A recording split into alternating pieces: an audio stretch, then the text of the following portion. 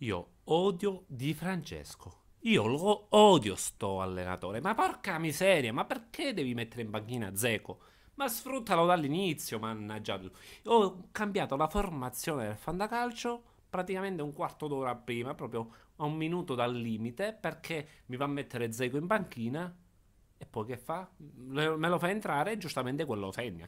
È ovvio, è ovvio. Io invece dovrò sperare che Pandev, tra l'altro ho messo il Sharawi, cioè ho lasciato il Sharawi titolare e Zeko l'ho messo in banchina. Quindi capite bene la mia, diciamo, la mia sensazione, proprio sono contento, proprio una Pasqua, come si suole dire.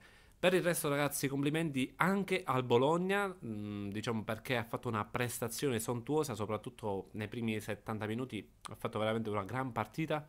Complessivamente, in generale, veramente è stata, secondo me, la squadra che ha tenuto meglio il campo, soprattutto fisicamente, appunto.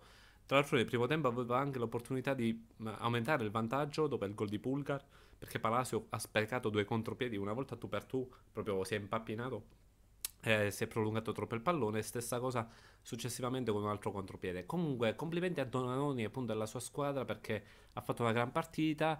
Di Francesco forse con sto turnover, diciamo secondo me, ditemi anzi la vostra, secondo voi con Zeco dall'inizio sarebbe cambiato qualcosa? Cioè la Roma tatticamente sarebbe stata un po' più stabile perché mi è sembrata sia fisicamente che stava un po' peggio rispetto appunto al Bologna, ma anche tatticamente non mi sembrava proprio messa benissimo, cioè si è dovuta magari adattare, tra l'altro Nainggolan è dovuto uscire presto appunto per infortunio e questo secondo me ha causato un po' di problemi alla Roma perché Nainggolan è fondamentale nei meccanismi della Roma. Ditemi cosa ne pensate voi. Però io, ragazzi, veramente sono troppo arrabbiato con Di Francesco per il fatto di Zeco. Perché praticamente, soprattutto in un fantacalcio 10, quel più 3 di Zeco mi sarebbe servito veramente come non so cosa. Vedete, sto rosicando tantissimo. Tra l'altro, ero contro Daniele Brogna che c'ha Immobile contro il Benevento, Simeone contro il Crotone e Calleonde contro il Sassuolo. Ditemi voi come mi devo salvare sta giornata. Veramente, io non ho parole.